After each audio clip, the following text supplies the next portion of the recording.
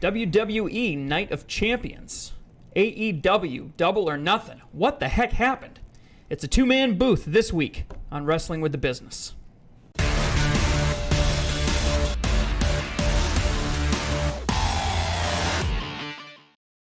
Ladies and gentlemen, welcome back to Wrestling with the Business. I am the Professor Matt Lambert, and I'm here with the varsity athlete, Jeremy Bodette, and we're once again together to bring to you the ins, the outs, the ups, the downs, the high spots, and the chair shots in and around the wrestling business.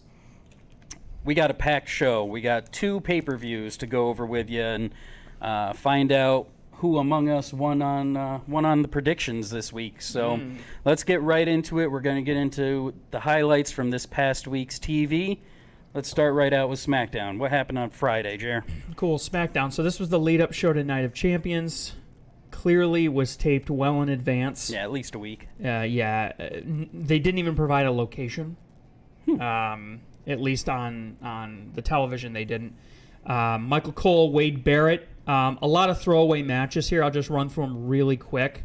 The curtain jerk was Sheamus versus Austin Theory for the U.S. Championship. Solid match. Of course, Theory went over. Interesting that at Night of Champions, they chose not to put the U.S. Championship up. That's true. Generally, Night of Champions, all the titles are supposed to be defended. And they put every other title up. Except for his. Well, the women's tag team championships weren't up. That's true. Yep. But that had different drama going on with it. I'm sure they initially maybe planned for it to have. Anyways, moving on. Segment 2, Raquel Rodriguez and Shotzi, who I've now started calling Shot Rod. Shot Rod. Nice. All right, good. Not bad. Versus Damage Control, Bayley and Io Sky. Clearly piped in sound there. Not a lot of excitement. Shot Rod went over, of course. We got to see Ashante the Adonis from Hit Row versus Cameron Grimes. Another throwaway match. Grimes did go over, though. Bianca Belair versus Asuka. Just promo for the following night, basically. LA Knight versus Rick Boogs. LA Knight goes over, talks a lot of trash against the Street Profits, who were ringside. You mentioned that one. I read online that there was a lot of crowd support for LA Knight, but then on TV was just piped in boos because he's supposed to be the bad guy. I mean, you can hear it at the end, LA Knight, and everybody's saying it with him. So he's one of those guys that can't seem to not get over.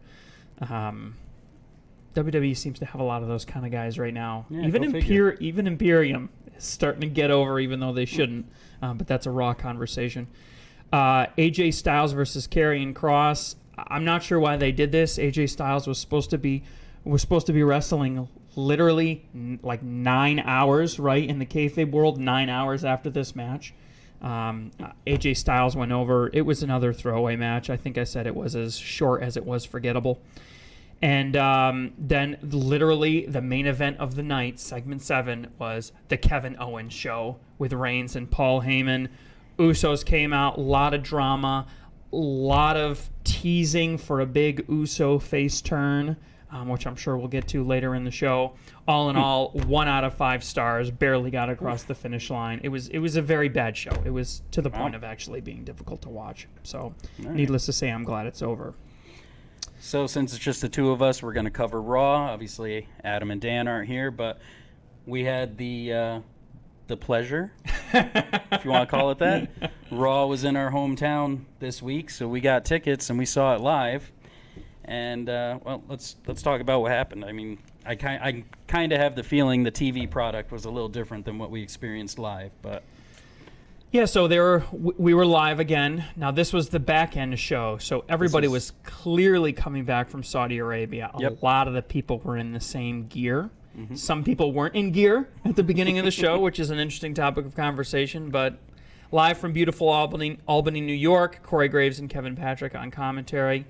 We got great looks at the backs of their heads the entire time.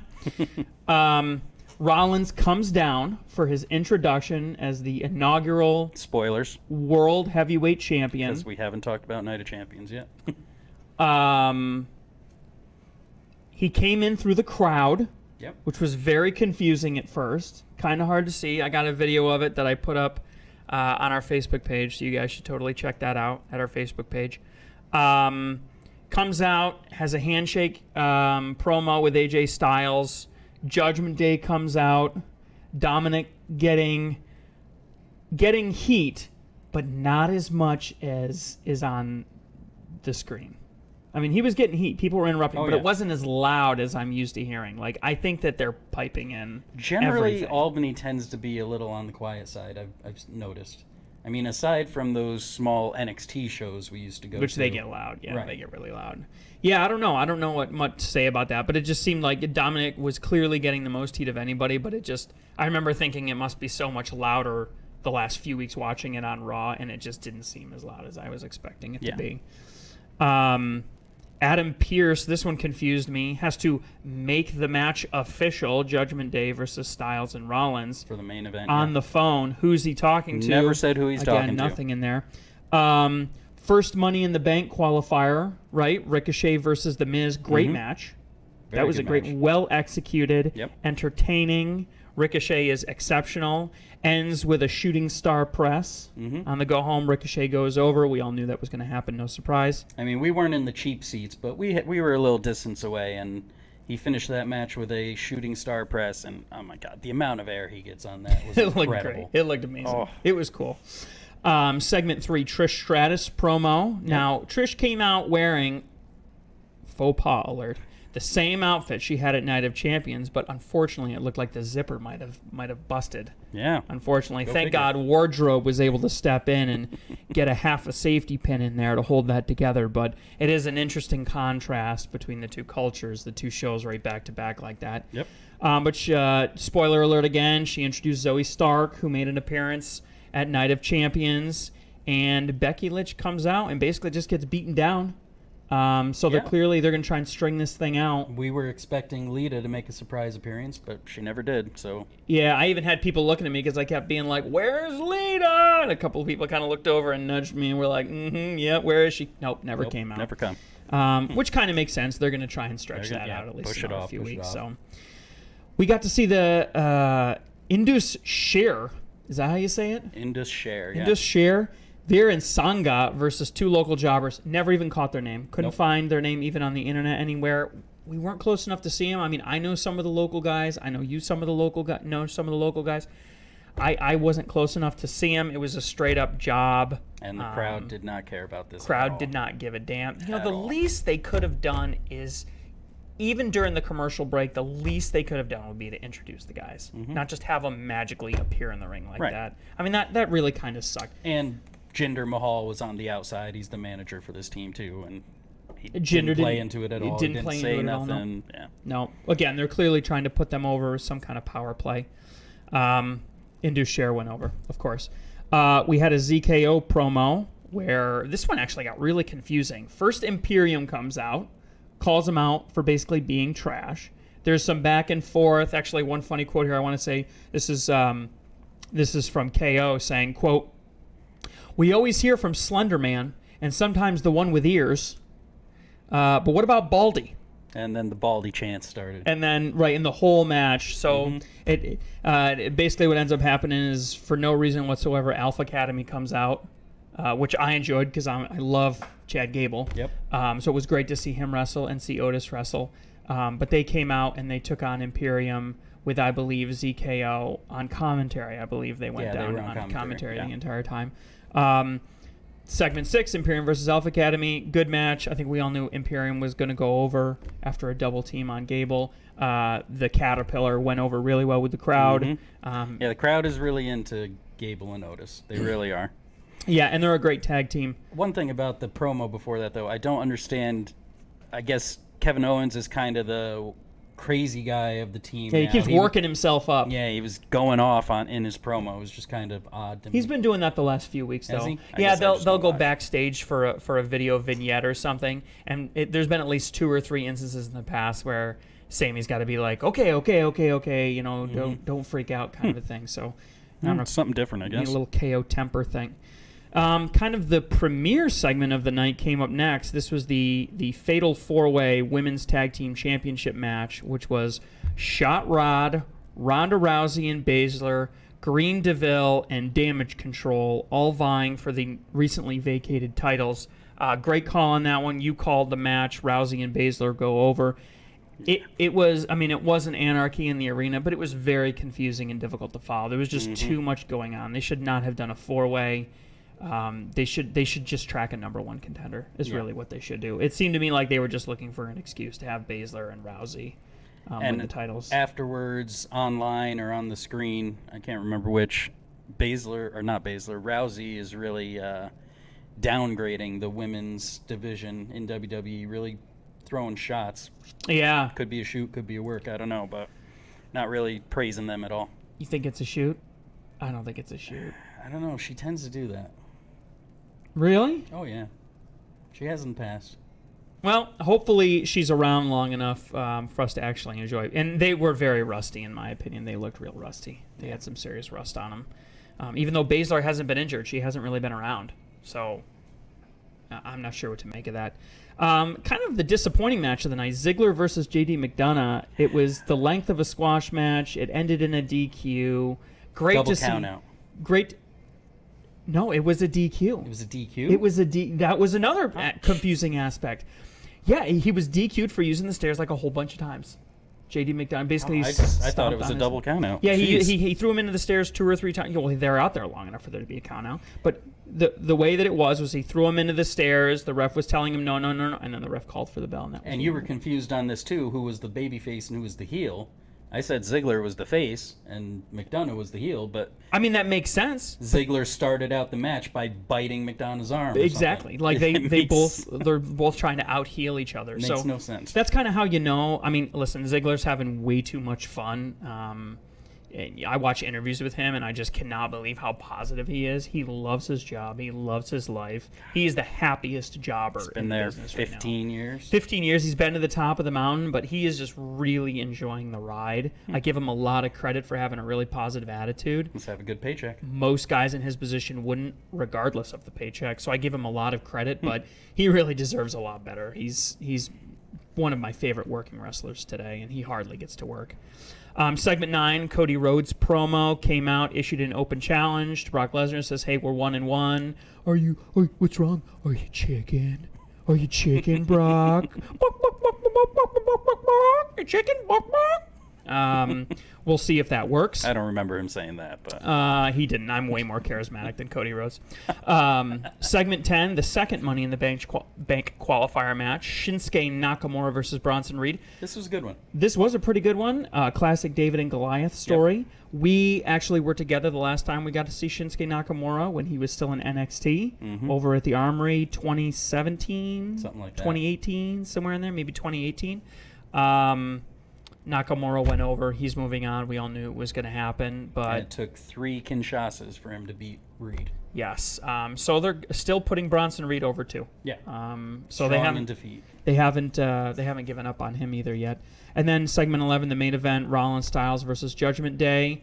I'm gonna pat my own back here a little bit. I was saying, are they gonna tease Dom coming in just to try to get him more heat, and they did. They teased him coming in for the match, which everybody loved, and then he immediately stepped out right before the bell, and then Finn Balor came in with Damian Priest and wrestled. But it was a decent match, plenty of good big spots. I think it took 3 stomps to take Damian Priest out. It was either 2 or 3, but again, trying to make him look big.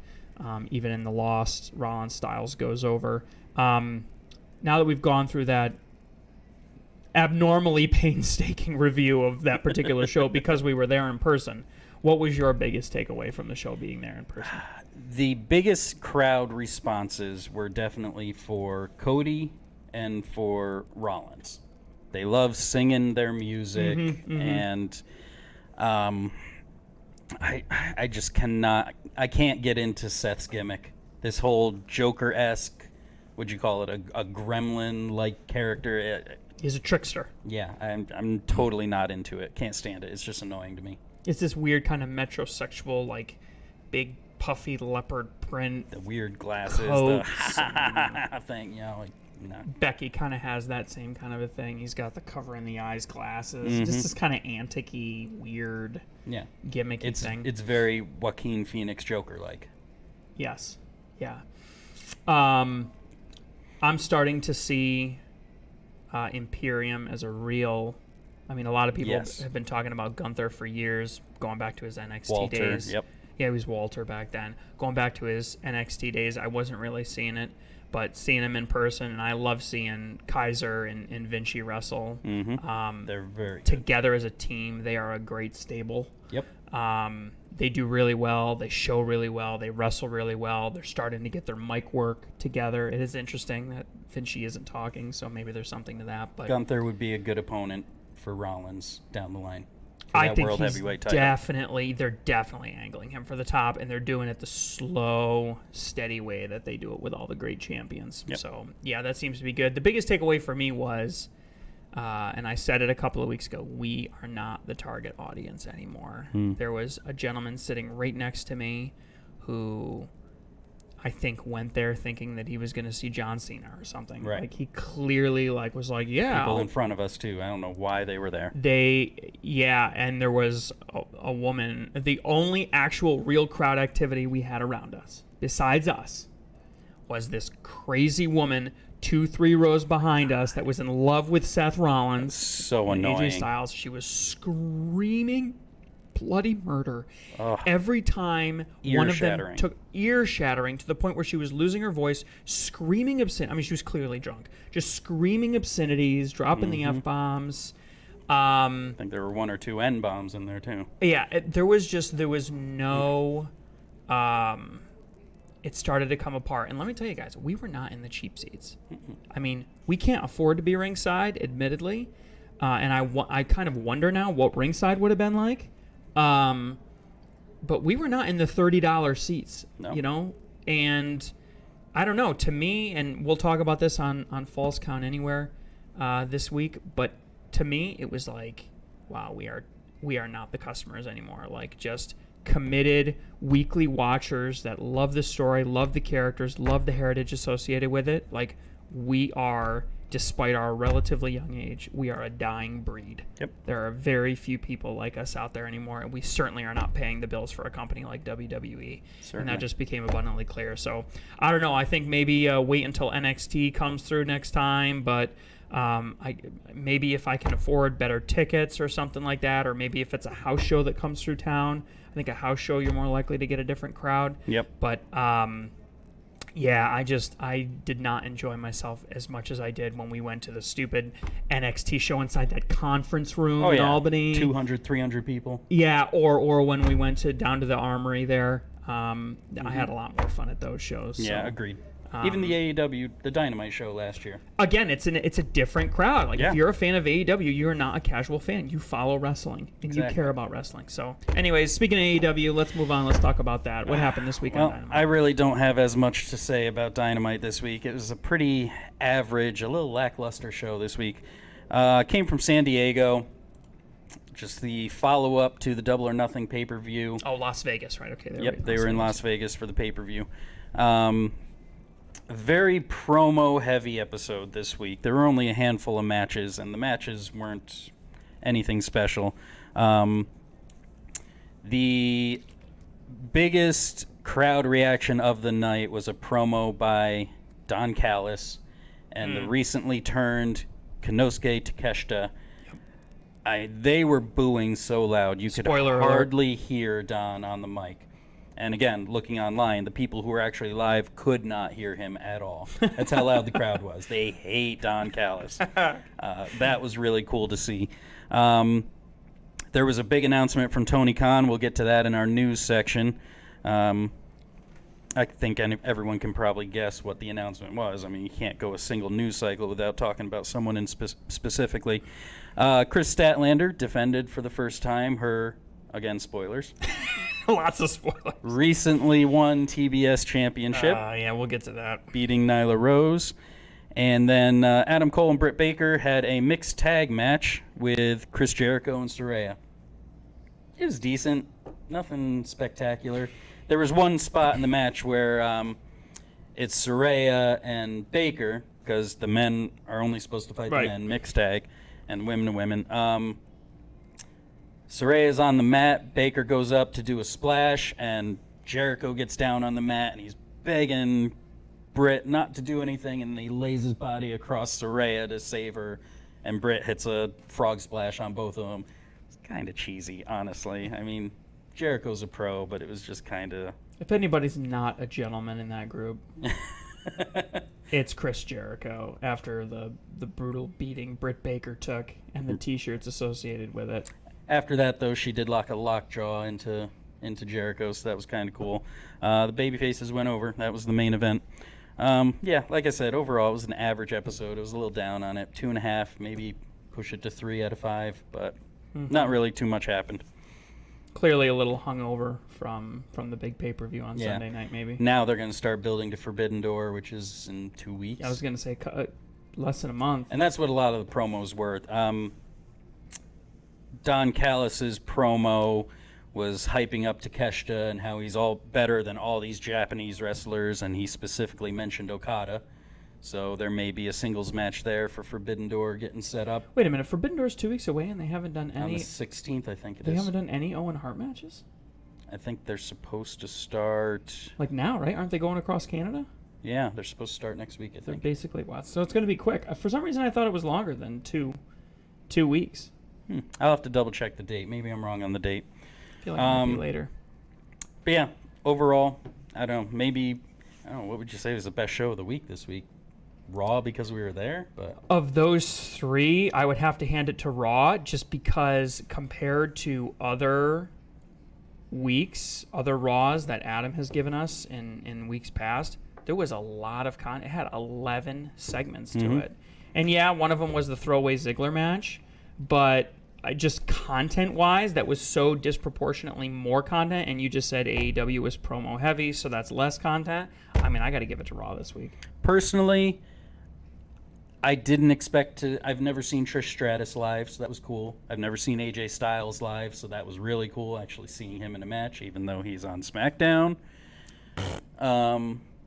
And then the pre-show, or the dark matches beforehand, Candice LeRae had a match against Tegan Knox. They're 2 of my favorites. Yeah, we got to see Nikki Cross. I like Nikki Cross. Nikki we got Cross to see her was out, ringside. yep.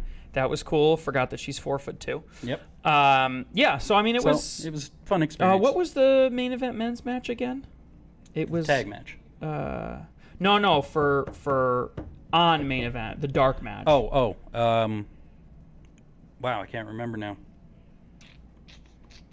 Yeah, I don't remember. That's how memorable it was. Yep. But it was fun. It was a decent match, and it didn't lag on. All right, so let's jump into news and rumors real quick. Some quick paperwork out of the gate here. False Count Anywhere hit on Monday. I gave the professor here a little lingo lesson, as requested by several viewers. I did get some positive feedback from that. So yeah, please check it out. If you're watching our shows and you don't understand our language, check it out. It's episode 3. It's all about wrestling lingo. We go through basically 30. It's like a basics in vocab, like a wrestling lingo 101. We go through 35 of the most common pieces of wrestling lingo, and we kind of describe some of the heritage and define it. It was really fun to do with you. Yeah, and, it was very interesting. So this week, hitting on Monday, we're doing an episode reviewing a opinion piece from NoDQ.com written by Mr. Tito that kind of digs deeper into the topic of how the saturation of the wrestling television market is basically creating the downfall of wrestling overall. He makes a very interesting hypothesis, which is very closely in line to what I've kind of been preaching here on the show. Yeah. So we're going to dive deeper into that and talk a little bit about that. So check it out Monday afternoon. That'll Monday be a good evening. one. That was an interesting article to read. Yeah, so I'm really looking forward to digging into that one with you.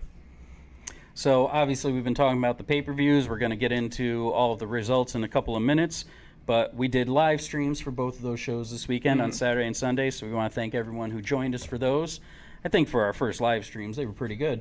And I had a lot of fun. They were really good shows to do the streams on, I had a lot too, of fun, so. and I just want to formally thank Dave, who jumped in. Unfortunately, Adam had to duck out very unexpectedly last minute. Yeah. Dave took the hot tag, stepped in, doing God's work, sat with me there through basically all of the show except for the main event, contributed. He knows his stuff. He's really, he's just, I can't say enough about him. So we talked a little bit about the charity. I think there's another week or so left to donate, so make sure if you haven't had a chance yet to donate, we'll make sure that there is a link Yes, definitely. down below.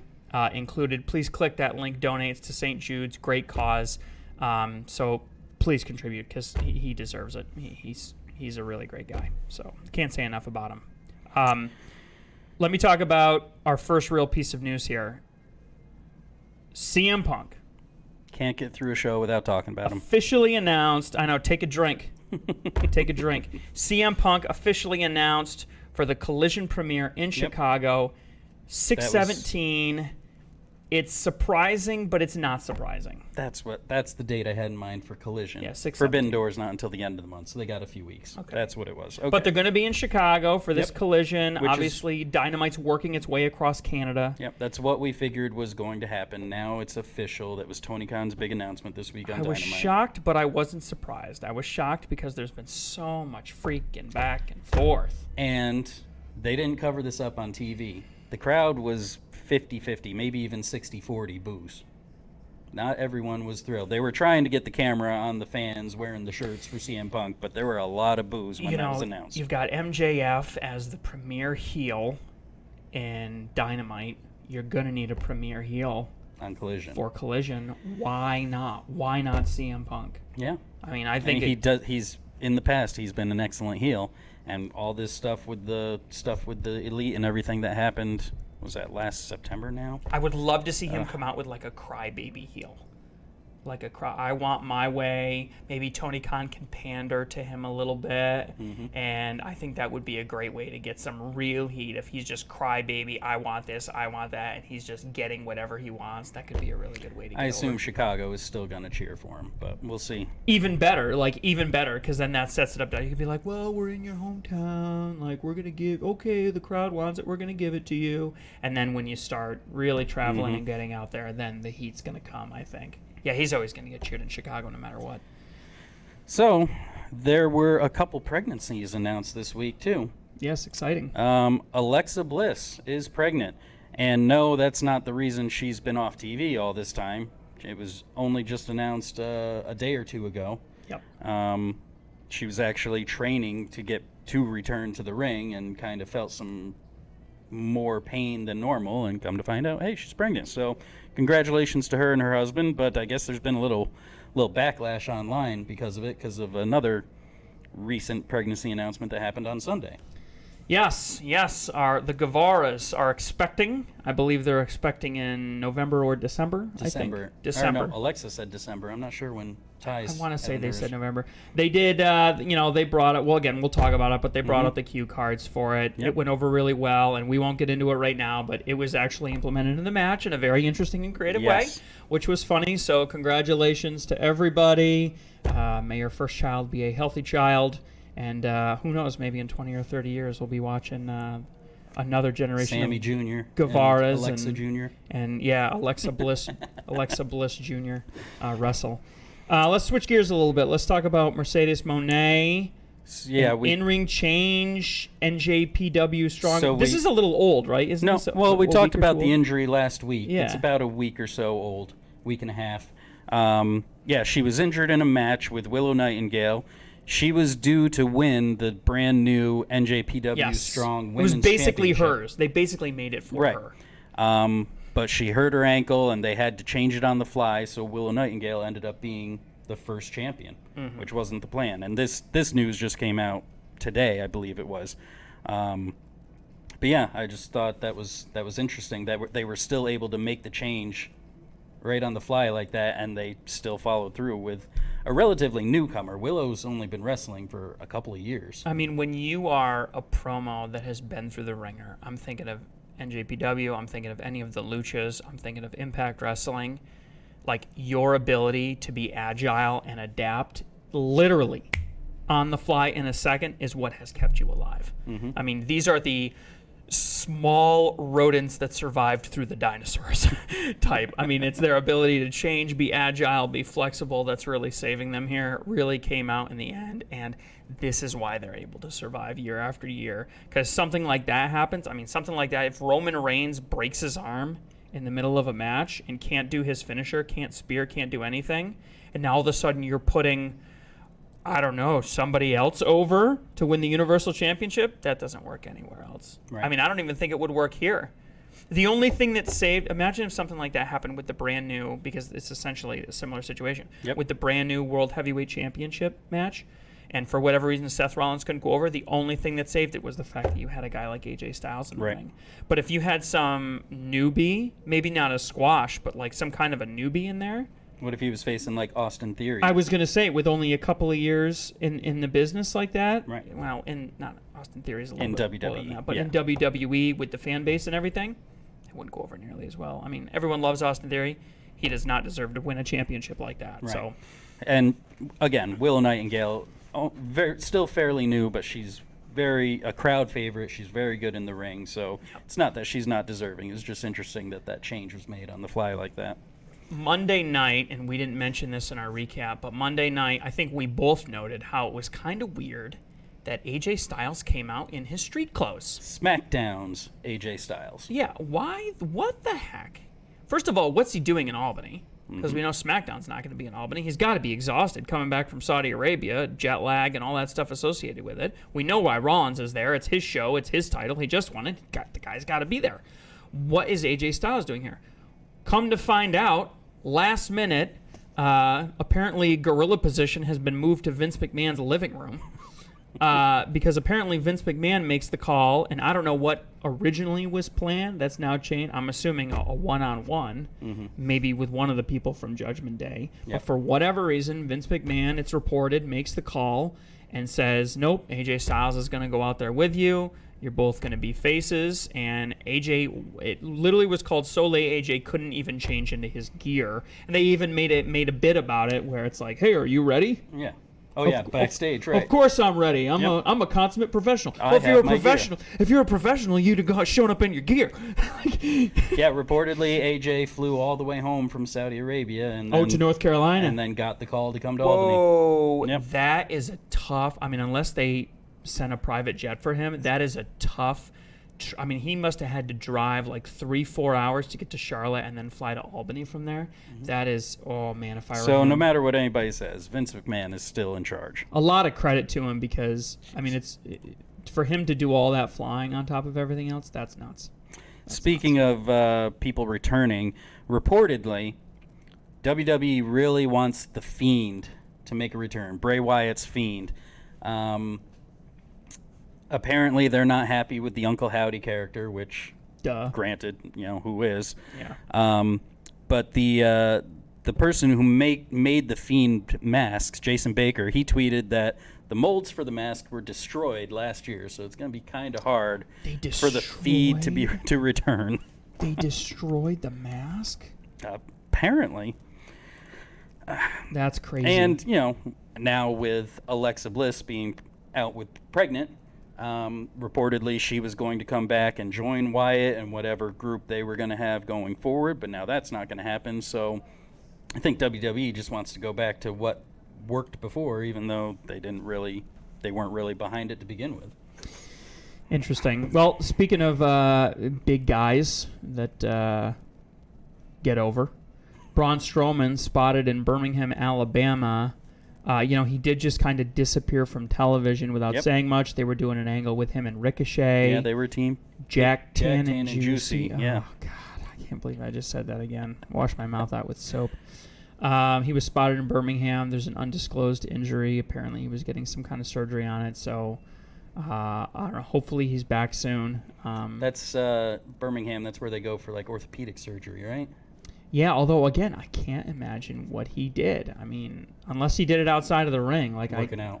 He does a lot of working out. I do follow him on Twitter. We follow him on Twitter. He is really active. He's not just working out, but he's out there on 4-wheelers and he's in the woods and he's swinging an axe and he's off-roading, and so he lives the gimmick. The gimmick is, that's why it goes over so well, because the gimmick is just another piece of him, Let's talk ratings really quick here. SmackDown 2.158, down slightly.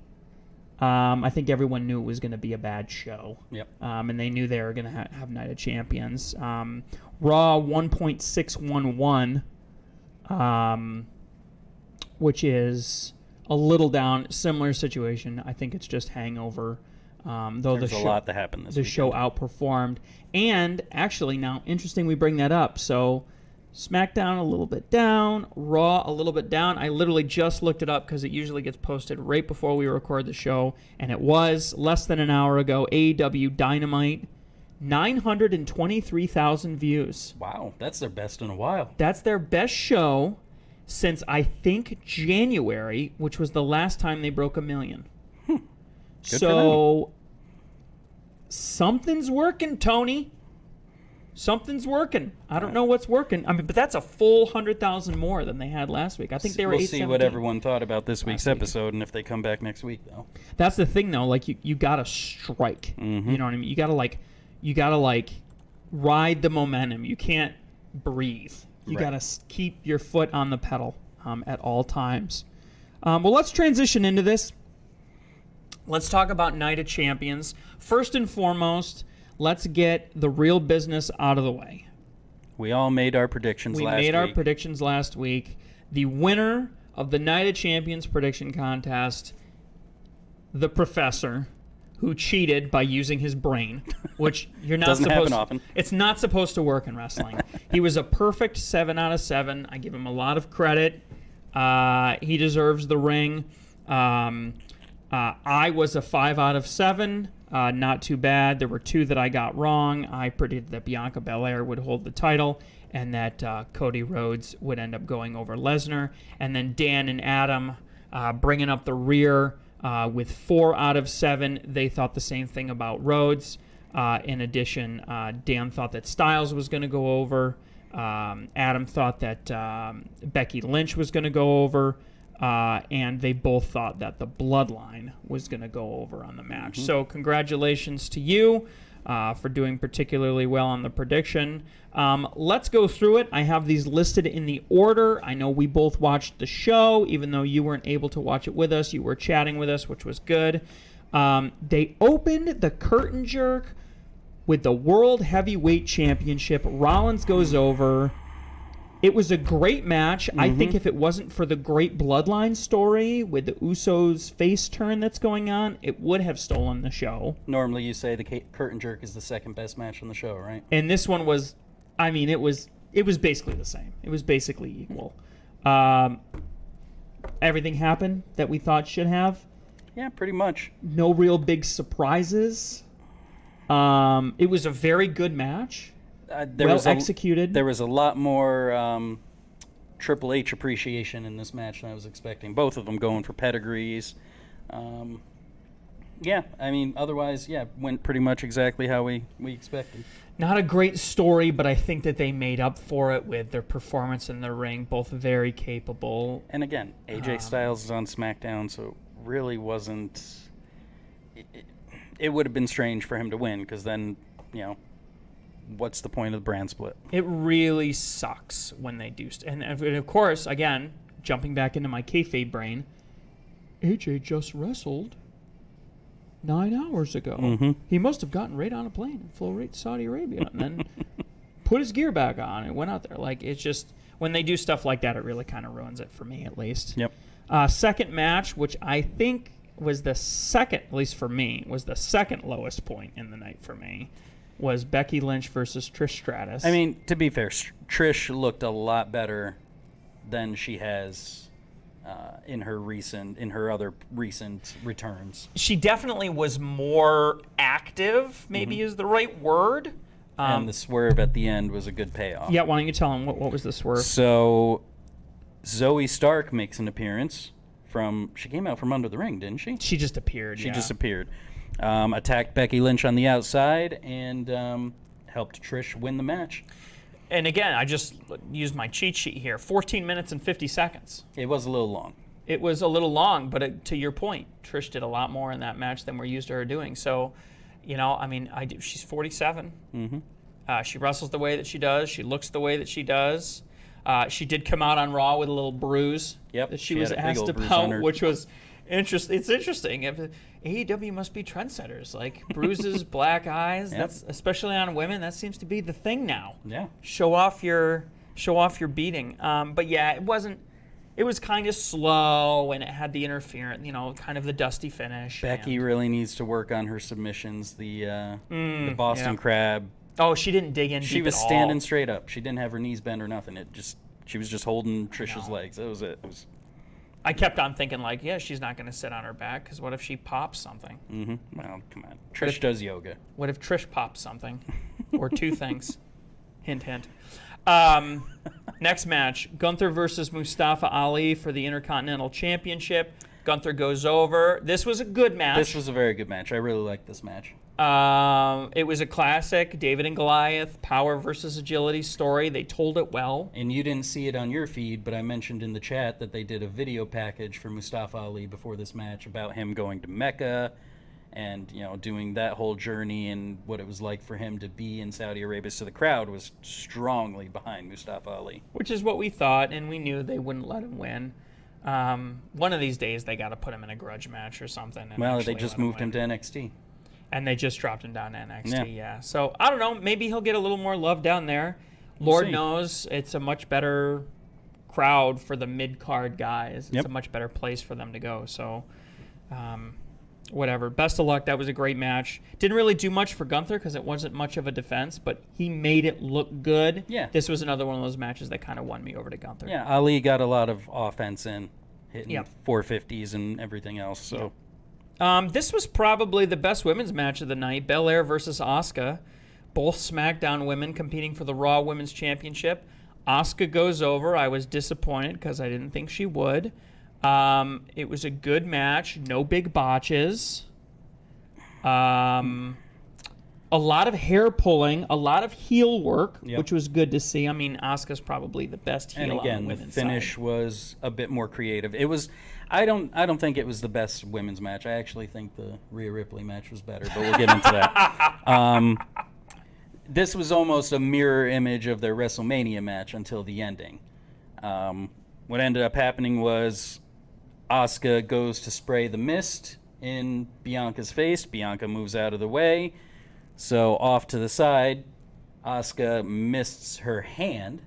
Yes. And then when Bianca picks her up to put her in her finisher, she gouges the eyes with the misted hand. Bianca's blind. Asuka gets the win. Bit more creative. Otherwise, it was exactly like their WrestleMania match. I'm always saying gouge the eyes, gouge the eyes, gouge Yes, the it eyes. was This heel. time, Asuka actually gouged the eyes. But again, it was a heel move, but the crowd was cheering her. I think that they weren't cheering for her; they were just cheering against Bianca. Against 'cause Bianca, she yeah. is a little too. Everyone's tired of it. Yeah, she's a little too tiresome. Well, then let's talk about the next one. So, SmackDown Women's Championship, both Raw competitors, Rhea Ripley versus Natalya. This was basically a squash match. This was a squash, yeah. Why And was this the match of the night? I didn't say match of the night. I Why was said this the it best was women's match? because having Rhea go over decisively like that is a better build for her than having... How long was Bianca and Asuka's match? 15, 17 minutes, something like that? Bianca think- and Asuka's match was 15 minutes on the money. Yeah. I think that match should have been shorter. And just having... there was no way Natalya was going to win. So no reason to draw it out. Make Rhea look strong. Just finish it up and go. You're 100% right. I guess my biggest complaint is that should have been a SmackDown match. Sure. I'm not arguing that at all. Or a Raw match. I don't know what to call it now because they're both Raw people, but it's a SmackDown Championship. But it should have been for free on one of the weekly promotions. They should not. I mean, if I was in Saudi Arabia, I'd be pissed. Yeah.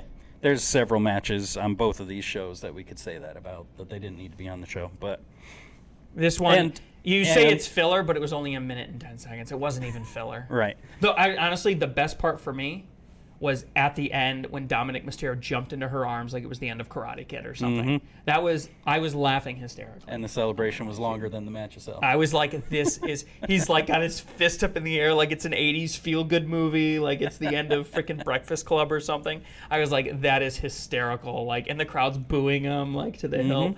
It's just hysterical. I thought that was And fun. this was Natalia's 41st birthday, so happy birthday, you lose. And hopefully she actually comes back and wrestles a little bit because I don't think she's wrestled since Mania, even on the weekly show. Yeah. So, I mean, she just...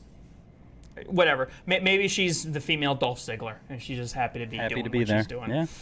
Okay, so then the second of 3 main events of the night, Cody Rhodes versus Brock Lesnar, what I'm calling the revenge. Lesnar goes over. Lesnar going for the arm. I think Cody said in his promo on Monday night that we saw live, he spent over 3 minutes inside that submission. Yep.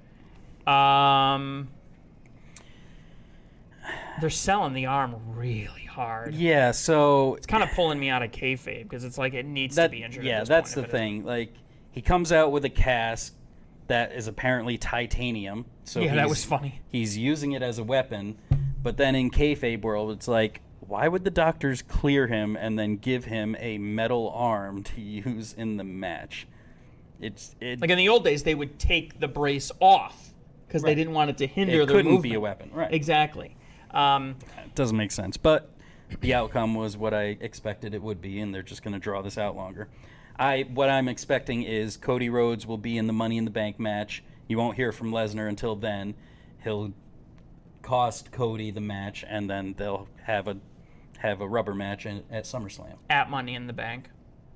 Oh, Lesnar will cost him the match in Money in the Bank, and then they'll actually fight at SummerSlam. Yeah, there'll be Lesnar interference. They'll pull Yeah. him off of a ladder or something, drag him out back. and Right. That'll Yeah. be the end. Yeah, that's a decent prediction. Honestly, I'm getting a little tired. They're trying to get, what are they trying to get? 5 months out of this storyline, which is basically 2 guys just complaining at each other back and forth. And reportedly, it's just going to end up with Cody versus Roman at next year's WrestleMania, Yeah. which... I mean, I guess Whatever. if you go over Brock, the next person is Roman Reigns. So make me earn it kind of plays out here. But Still got 6 months from SummerSlam to WrestleMania. I don't see why you couldn't do this in a 3 month. Why you couldn't wait until the Royal Rumble to start this, do this whole thing, and then say, Roman, I'm coming for you. Have 4 weeks worth of build up for WrestleMania. Boom, Bob's your uncle. There you go. They could really be doing. They could give him a chance. Let him take the IC or the U.S. Championship. I'd even support him taking the U.S. Championship from Austin Theory, just to hold it for 6 He's on months. SmackDown. Just, yeah, You- but that's not that title's not a promo specific. Yeah, it is. IC titles on Raw. U.S. titles on SmackDown. Yeah, but there's nothing saying that they can't switch. Like the Raw Women's Championship, the SmackDown Women's Championship. I don't know. Then have whatever. them flip flop. I don't care. Yeah, that's why the Raw Championship's on SmackDown now. And then the main event, ZKO versus the Bloodline. That's Reigns and Sikoa for the Undisputed Tag Team Championships. ZKO goes over. Lots of drama in the ring. Usos, I think I did a super kick count. No, not for this one. Sorry, I'm mixing my shows up. There was a lot of freaking super kicks, though, including 2 super kicks on the head of the table himself from, I believe it was Jimmy, right? It was Jimmy that super kicked him, which was interesting. I think Adam and I both predicted the same Uso breakdown, but we still picked different finishes, different winners. But Yes. yeah, so the Usos accidentally super kick Solo, which pisses off Roman. He gets in the face of Jay, which causes Jimmy to super kick Roman purposely twice. And that leads to Owens and Zayn beating Sikoa. Well timed. Yep. There was a lot of build-up on the Friday Night SmackDown show regarding the tag team belts being stolen from ZKO, and then Jimmy's kind of hesitant to give them to Roman, and then Jay has to take them from Jimmy and give them to Roman and pay tribute and blah, blah, blah. This is a long time coming, ever since basically Sami Zayn got kicked out of the Bloodline and left. This is a long time coming. Very interesting story. We keep stretching and stretching and stretching and stretching, and yet there's still more rubber band in this storyline. That makes me think Paul Heyman's behind it. That makes me think Paul Heyman is there, keeping this rubber band stretching. Absolutely. And it's very interesting. They're on the same promo now. They've got at least another month out of this. They'll take this at least to Money in the Bank. Very interesting, very compelling. It'll be interesting to see what happens on SmackDown tonight between Roman and the Usos. The wrestling was okay, but it was the storyline that really pushed it over the finish that's line. all it's been all along. Is the And story. it was good. Overall, I give it, honestly, 2.5 out of 5.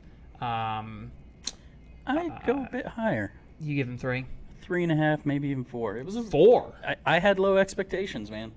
Well, It was a much better show than I was expecting. I guess if you're consistently missing your goals, the lesson here is lower your standards. But it was a decent show. I didn't feel like I was wasting my time. I had the rest of the evening to myself, so no complaints there. Yeah, and it was a short 3 hours. It was nice and quick. It was pretty tight. Yeah, Middle of they the didn't waste a lot of afternoon. time. Yep. So overall, I enjoyed it, and I'm actually kind of looking forward to Money in the Bank. Feeling a little refreshed. Getting ready for the summer. So double or nothing. Double or nothing. No, this was the next night. This was Sunday This night. was Sunday night. Yep. You want to talk about our predictions for the show first, or do that after? No, we can do that. We can review Yeah. the predictions first. So this one, wow, surprise of the night. I Big mean, difference. This talk about swerve. The winner this particular night was Dan, who, like everyone's girlfriend, that picks their NCAA bracket based off of the mascot and ends up beating the snot out of everyone else that's inside their pool. That's basically what Dan did. He picked with his heart, not with his head, and he ended up getting 8 out of 9. The only one that he got wrong was the main event, where he picked... The Elite. Yes, where he picked the Elite going over. As a matter of fact, I was the only one that got that right. Okay, cool. Humble brag there. And then it was Matt and Adam bringing up the rear with 5 out of 9.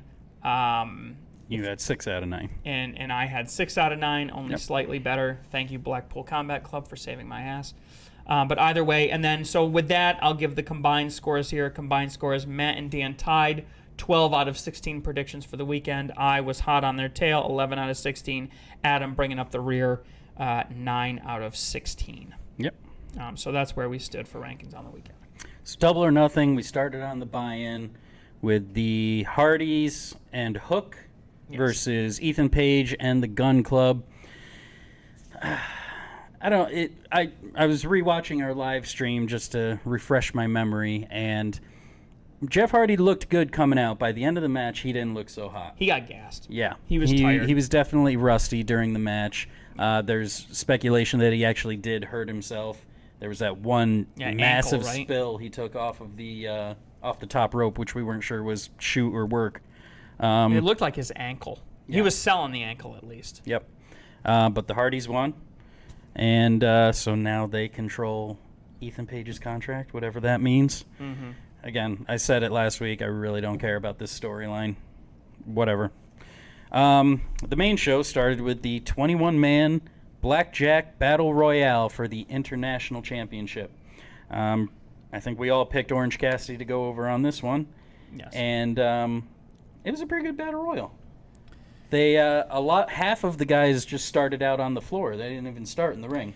Swerve Strickland ended up being the last guy in the ring. Yep. Great heel work, just standing outside of the ring, watching what was going on, stepping in at the time when he thought, man, Brian Cage looked great. Oh my God. He was fun to watch. He is a monster. He's one of my favorites. I don't know why. Taking on 4 luchadors at once at one point. He looks like a Street Fighter character. He looks like I want to just select him. Is he in the new video game? I would assume so. Yeah, I was just gonna say. This might be the only time where the video game doesn't do the muscles justice, because he looked like he was just dosed to the gills. Yep. He looks like the action figure. And who would have thought Big Bill, the former Big Cass, made it to the bottom 3? It makes it to the last 3. Looks good. Good elimination. They were pushing him hard. He's another one that I like watching too. You know what? I'm not a crazy fan of Battle Royales. I enjoyed this one. It didn't linger on too long. It was 22 minutes and 25 seconds. Solid match. Eliminations were slow, and then they started happening quick. A lot going on, so it was tough to commentate, but it was all exciting, and there was a great story. By the time we got down to the last 5 or 4, there was a good story there for the match, so I enjoyed it. It was a good match. Next was the unsanctioned match, Adam Cole versus Chris Jericho. You had some choice thoughts for this. It really doesn't make sense for the ref, and the way the match finished, I mean, really doesn't make sense for an unsanctioned match. Adam Cole goes over. Sabu was the special enforcer who was there for not even 2 minutes. He really didn't do anything. Well, he basically came out to scare away the Jericho Appreciation Society. They basically cleared the ring of any distractions. Him and so Roderick Strong got it rid of could be JAS. total- yep. He threw a chair. He fell from the top rope through a table. Yeah. But otherwise, that definitely seemed like a last-minute decision to me. They didn't really think that out very well. Yeah. You would think you would use him for more than that. Maybe something happened.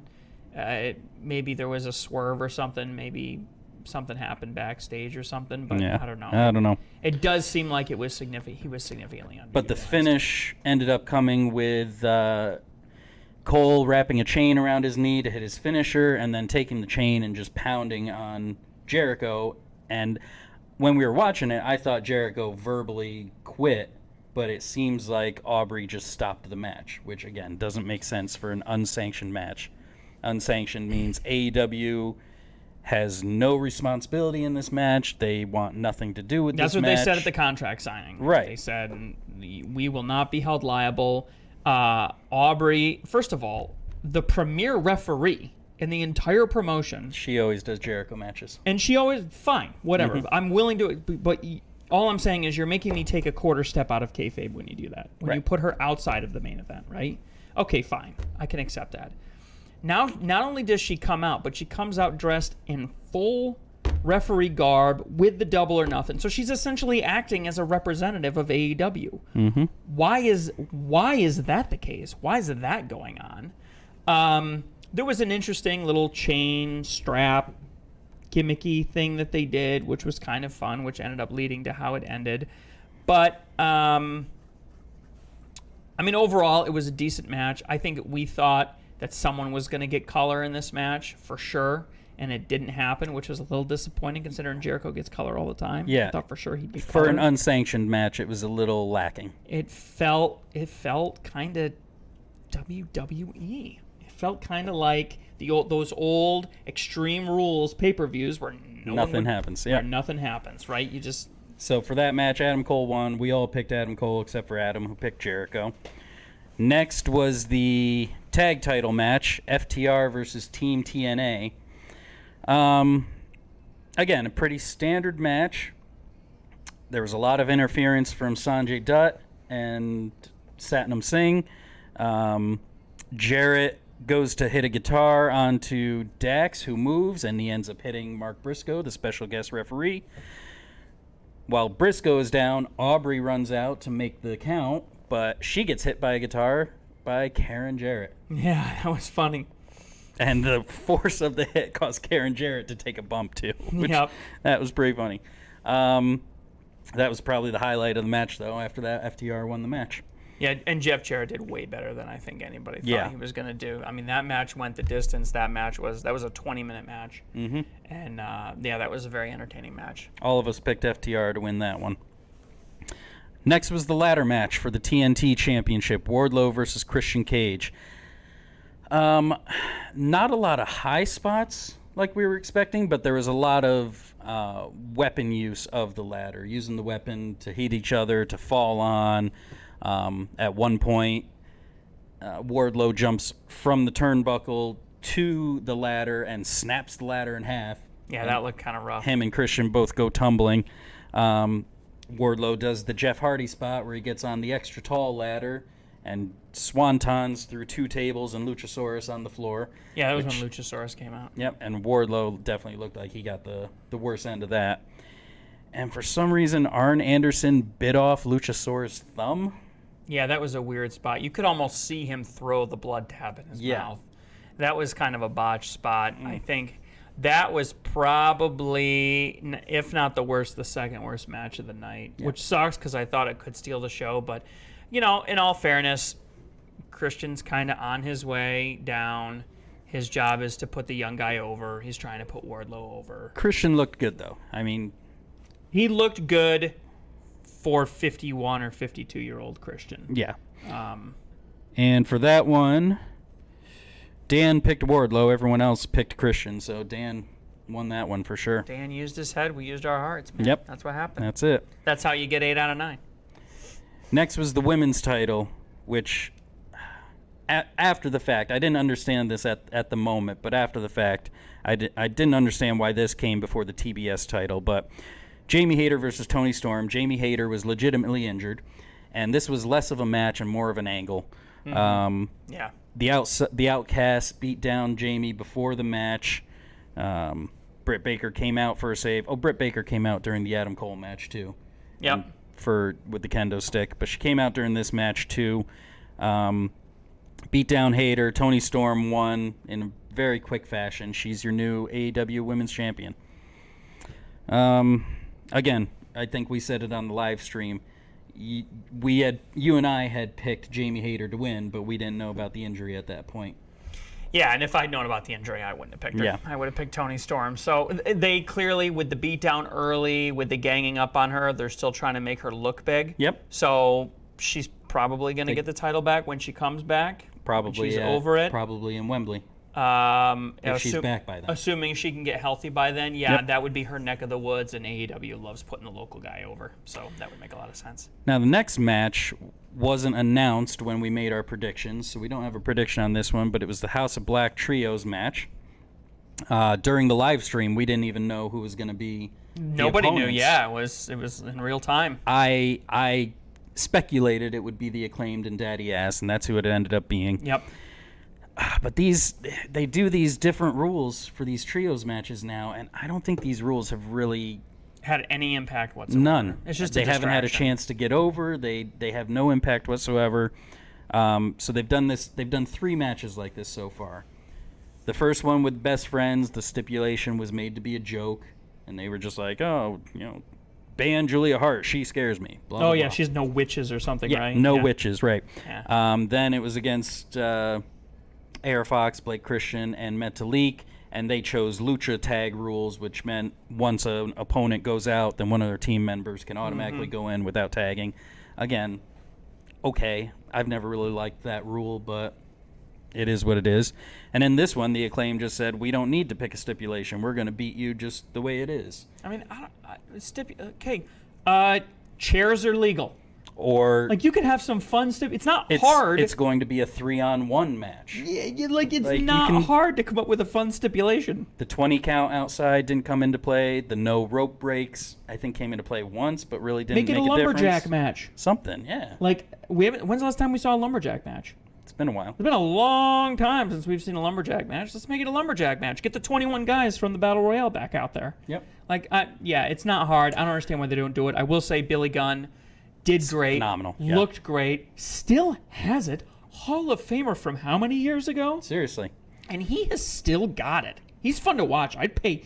I'd pay to see him wrestle. Yeah, overall, this was a great match. House of Black wins, obviously. They're going to keep the belts for a while, I think. We didn't have a prediction on this one, right? It was added last minute. Next was the TBS Championship. This one got a little weird, too. Jade Cargill versus Taya Valkyrie. All of us, except for Dan, chose Taya to win. And she should have. I still think she should have won. She should have won. 100%. She's been the most credible contender for the title since Jade has been around. Is this her second or third try at the title? Second. She is the Cody Rhodes of AEW. They Yep. just won't give it to her for no good reason. So after the match, Jade wins, obviously. After the match, she's bragging. She's beaten everybody. She could have a second match right now. Mark Sterling's like, she could wrestle again right now, but there's no one else to beat except for Britt Baker, Toni Storm, Jamie Hayter, Riho, Shida, pretty much everyone in the women's title. But Can- if you forget that all of those people exist, That's right. There's no one else.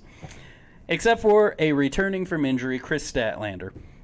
So, I think I've said this before. Statlander's one of my favorites. I really like her gimmick. I really like her work. it's like an alien gimmick, right? Well, she's not doing that anymore. Now she's just like a powerhouse. Okay. But, Like a Raquel Rodriguez thing? kinda. Okay. Just more likable. She wasn't even out there long enough for me to get her new gimmick. I'm glad she's back. I'm glad she's healed up. But I never like this babyface comes back and beats the heel who just finished a match. I don't like it when Chris Statlander did it. I don't like it when Charlotte Flair does That's it. a heel thing. That's a heel thing. Yeah. That's a Money in the Bank heel thing. So Jade is now 60-0. Chris Statlander comes out and beats her in a minute and a half, and is your new TBS champion. Jade needed to lose the belt. That's a good way to end it, but the way they went about it and her returning like this, I wasn't a fan. Yeah, they treated it like the Undertaker streak, Yeah. and it doesn't deserve that much reverence, Right. in my opinion. There are better ways they could have done it. Unfortunately, I think that their attempt was to make Jade look strong in defeat, and what ended up happening is it just turned into a squash match. Yep. And now Jade and Chris Statlander are going to feud, and I don't know why. I don't know if they are. I think Jade's going to go away for a while. Well, okay, assuming she doesn't go away, this is ultimately going to lead to a So feud. I mentioned it earlier. Statlander defended the belt the next, couple nights Right. later on Dynamite, and Taya Valkyrie was shown watching in the back, and she was acting like a heel, all pissed off and everything. So that's going to be her first challenge. Hopefully they make it a real heel turn. Hopefully. A real turn. She needs to get some heat. So obviously, no prediction on that one either. We didn't know that was happening. Next was the The four pillars. the first of two main events. Yeah, kind of silly. They're such little league, they only have two main events. MJF versus Jungle Boy versus Sammy Guevara versus Darby Allin for the world title. This was my match of the night. I mean, what a fun. This was a great match. I mean, we don't have enough time here to list all the interesting things, but two that popped into my head. Do the right thing, Sammy. Yep. Do the right thing. Lay down. On his entrance to this match, that's when Sammy and Ty announced that they were having a kid. Do the right thing. I'll pay you. I'll pay. What did he offer him? 75 grand or something? Whatever, yeah. I'll pay Take you. the money, just lay I'll pay you. down, do the right thing. Do the right thing. I love that idea. Do the right thing. That was great. And then the second one was when they did the four-way submission. The four-way submission, All yep. four. But there were lots of great high spots, lots of great interesting stories. Go ahead. MJF won the match by putting the belt onto Jungle Boy just as Darby's jumping off to do a coffin drop. He lands on the belt, and then MJF picks him up to do the headlock takeover and win the match. It was great. Great. And now he's going to come out on his next promo live, calling him out, and he's going to go, the only problem is I took you out with the most basic. The same thing he did with Daniel Bryan. Mm-hmm. It's great heel. I mean, just wonderful. So And a joy to watch. We all picked MJF to win that one, but A joy to watch. Kiss the ring. Kiss the excellent ring. match. And then the final match was the Anarchy in the Arena. Blackpool Combat Club versus the Elite. You were the only one to pick Blackpool Combat Club to win, Yes. and they did. I took a page from Dan's book because I have not been following Blackpool Combat Club very much, and the Elite have kind of been out, as it were. I really thought they just got back together with Adam Page. I thought they were going to win it. Yeah, and I just honestly, I picked from pure ignorance. I really didn't know. I didn't even know that. Correct me, Claudio. I didn't even know Claudio was in the Blackpool Combat Club. Oh boy! So I was like, when he came out, I was like, oh, cool! Like, this is neat. I'm gonna get to watch Claudio. It was a very interesting match. They took it all over the place. Lots of great stories. Obviously, Moxley got color immediately, and Several people did. Even one of the refs got busted open somehow. Yeah, that was kind of weird. That was weird. happened. But good, funny story with the screwdriver, keeping the screwdriver line going. They had a weird band playing Moxley's music for half the match. The internet went nuts over the blackface. Yeah, he had a black mask on, which was which so silly, so stupid. I think so I even ridiculous. mentioned that on the live stream. Anybody that actually knows what blackface is knows that is not blackface. But they weren't that good of a band, so, and I'm not crazy about and that song. What Matt's trying to say is they played Wild Thing through like the first half of the match while they were wrestling. And it wasn't until the lead singer got, who was it? The Bucks super kicked him. That's right, that super kicked him, that the band finally stopped. It took like half the match. So literally they're playing live throughout the first 15 minutes of the match. Couple quick spots of the match. Claudio pile drives Matt Jackson in the bed of a pickup truck. That was pretty cool. That was cool. They had a barbed wire poker chip that Moxley got dropped on, and it was legit barbed wire. And then Kenny, I think, got Kenny, too. suplexed onto it or something. I don't understand. Matt Jackson hit an exploding super kick on Moxley. Yeah, I don't get that. Something in his heel It was like some fireworks went off in his sneaker. bar. I mean, listen, I would never agree to that spot. No, definitely not. Definitely taking advantage of Moxley's deathmatch history there. But it did lead to one of the better spots. After Claudio ripped the shoe off, they dropped Matt's bare foot on a pile of thumbtacks. Oh, yes, that was after the thumbtacks came out. And he was limping around. That was legit. His foot was all bloodied up. That was tough to watch. That was difficult to watch. The finish came when Konosuke Takeshita and Don Callis came out. Takeshita turned heel on Omega and caused Wheeler Yuta to pin Omega. So big setup for Forbidden Door. Yep. Clearly, right? Big setup for Forbidden Door. After the pay-per-view went off the air, Omega cut a promo for the live crowd saying, I have other friends I can call to give us a hand. So There you go. Kota Ibushi, Okada, they're both strong candidates for Forbidden Door. Ibushi's actually a free agent now, so he could come into AEW permanently. So not only was AEW teasing the next Forbidden Door, but they actually teased a Wednesday night match at a premium live event with Jericho and Saraya and Baker and Cole. So it's an interesting thing because you never see that in WWE. Never, Yeah. not in a million years. So, well, listen, those are our thoughts, guys. And with that, that is all that we have time for this week. Please be sure to like, comment, share, subscribe, hit the bell, notifications, everything. Let us know. What did you think of the show? What were your high spots? What were your low spots? What were your chair shots? Please be sure to check out Falls Count Anywhere. We're having a great discussion on the actual business of wrestling. On the back end of it, we're doing a deep dive.